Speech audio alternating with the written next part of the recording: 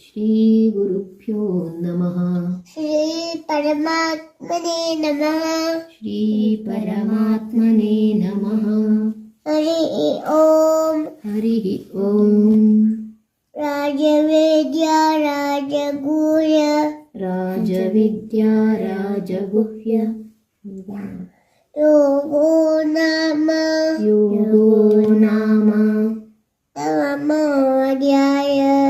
नवमोऽध्यायः।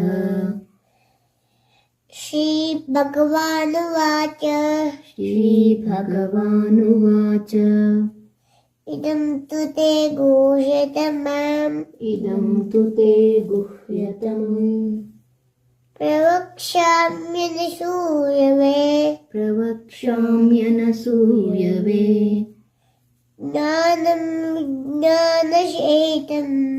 ज्ञानं विज्ञानसहितं ये ज्ञात्वा मोक्षेषुवात् यज्ञात्वाक्षी निवासः शरणं सुहृत्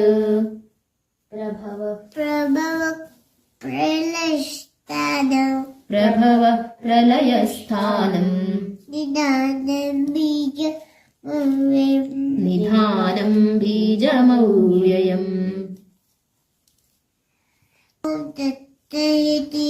ॐ तत्सदिति श्रीमद्भगवद्गीता सुपनिषत्सु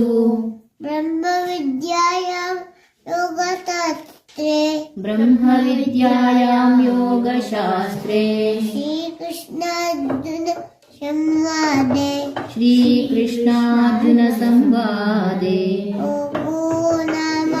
राजविद्या राजगुह्य योगो नाम